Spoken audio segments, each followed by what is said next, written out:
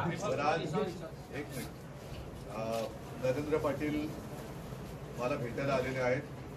दरवेळेला काय होतं की कोणी हल्ली एकमेकाला चोरून भेटतात, हे उघड उघड भेटायला आलेले आहेत. विशेष म्हणजे आत्ता नरेंद्रजी भारतीय जनता पक्षात आहेत, त्याच्यामुळे आमच्या भेटीमागे काही अर्थाचा अनर्थ लावण्याची काही गरज नाही. त्यांच्याबद्दल जो काही निर्णय घ्यायचा आहे तो मी आणि भारतीय जनता पक्षाचे नेते मिळून येत्या रविवारी जो घ्यायचा तो निर्णय घेऊ.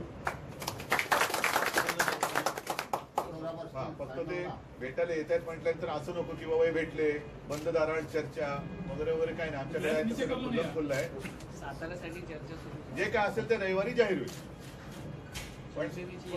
नाही, शिवसेनेची यादी पण निवडणुकीच्या आधी जाहीर होईल.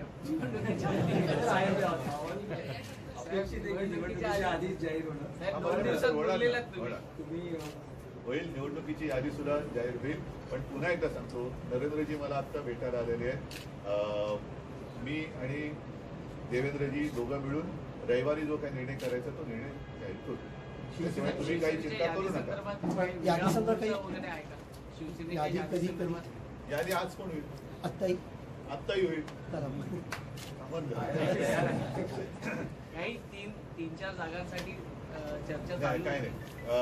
या व्यतिरिक्त मला आता काही सांगायचं नाही.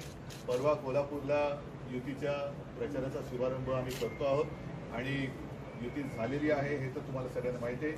एक दिलाने एक ड्युटीने महाराष्ट्रातल्या 48च्या 48 जागा युती जिंकेल याच्याबद्दल मला स्वतःला आत्मविश्वास.